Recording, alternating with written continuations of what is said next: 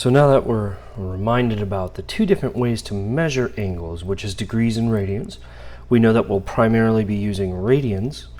We're going to go back to what are our trigonometric functions. Our trigonometric functions are functions, meaning they have an input and they have an output. Okay, so they're functions, just like y equals 2x plus 3 is a function where you have an input of x and an output of y. We have trigonometric functions. You have an input and you have an output. The input for trigonometric functions is the angle. So the x value, so to say, the input, you tell me the angle.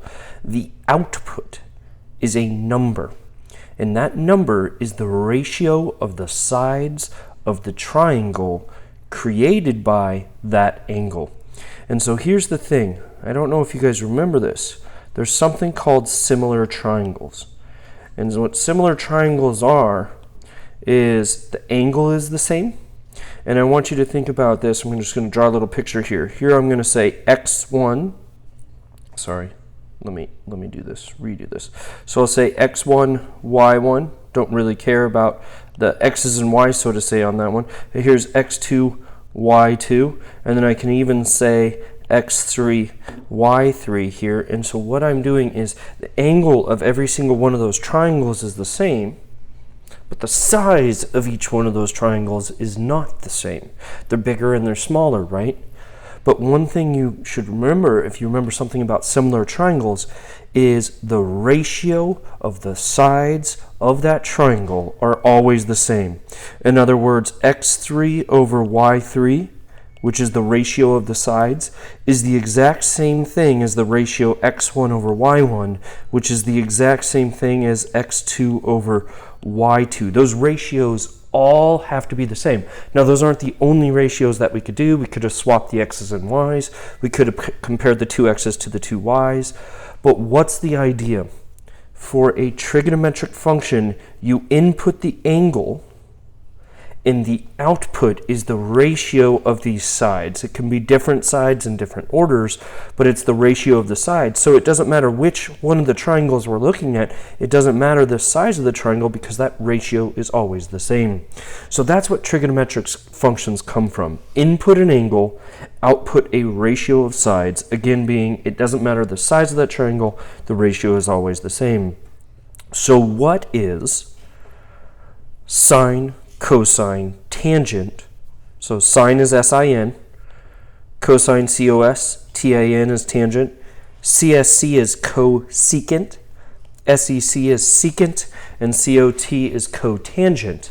All of them have the same input, that input theta being the angle. Input the angle of the triangle. The output is the ratio of the sides.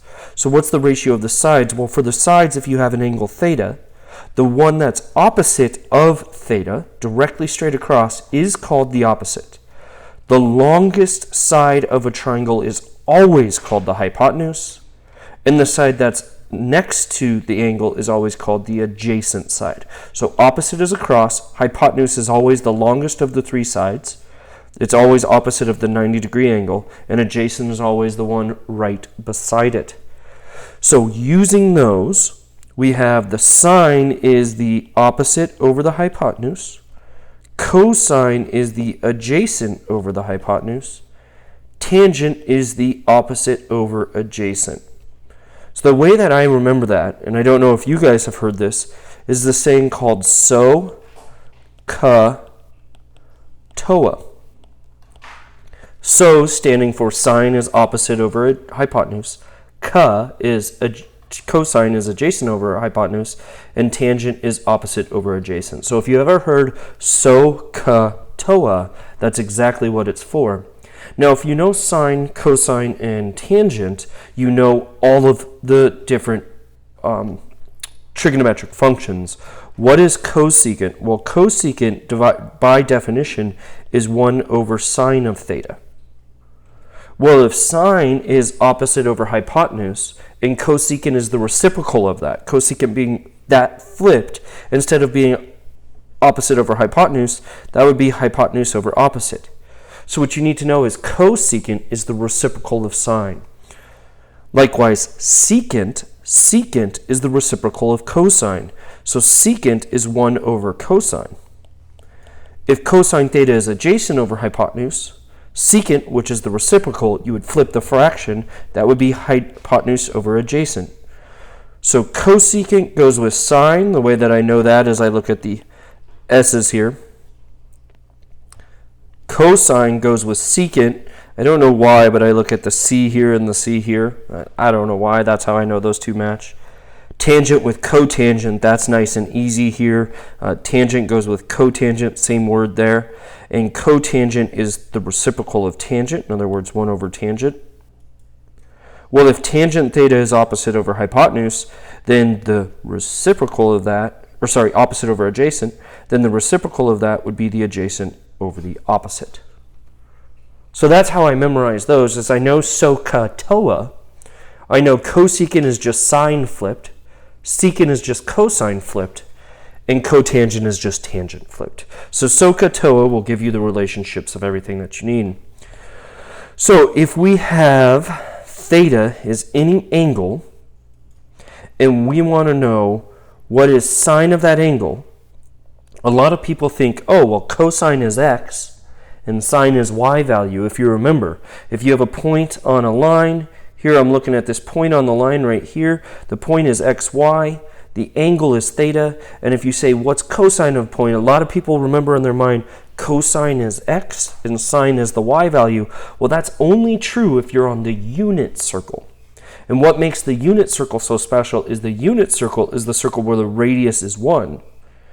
So what if you don't have a unit circle of 1, or with radius 1, then you need to use this formula. Sine is always y over r, cosine of theta is always x over r, tangent of theta is always y over x, okay? And this should make sense to you, because look what happens. When we have here's theta, what we do is we create this triangle right here. This triangle with this is the x value, this would be x. If this is the y value of the point, then this length would be y. And then r, notice r here, is the length of the hypotenuse.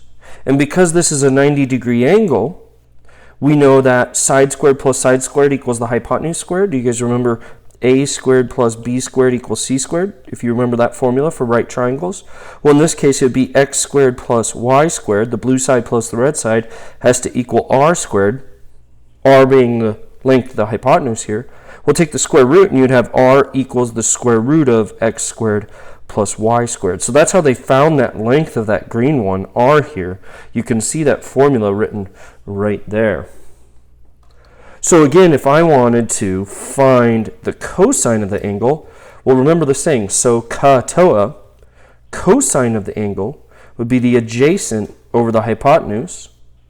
Well, look at this triangle. Cosine of this angle is the same thing as cosine of this angle inside the triangle. So the adjacent would be x, the hypotenuse would be r. Look right here, cosine of theta is x over r. Sine, so, opposite over hypotenuse, right? Think about this angle. What's the opposite? Y. What's the hypotenuse? R. So that's where they're getting that y over r from. Tangent, SOHCAHTOA, TOA, opposite over adjacent. Here's the angle, opposite's y, adjacent's x, so that's why they're getting the y over x. Then notice the difference between sine and cosecant. Cosecant is just the reciprocal of sine. They just swap those two, flopped them. Secant is the reciprocal of cosine. Flip the two. Cotangent's the reciprocal of tangent. Just flip the two. So that's what they're doing. They're just using SOHCAHTOA, and they're using the fact that if this angle is called theta right here, then we know that cosine of this angle theta is the same thing as cosine of this angle theta. I should say theta 1 and theta 2 here, because those angles most definitely aren't the same. But the beauty of the trigonometric functions is cosine of theta 1 is the exact same thing as cosine of theta 2. So you can always drop that triangle to the x-axis and then use that triangle to figure it out.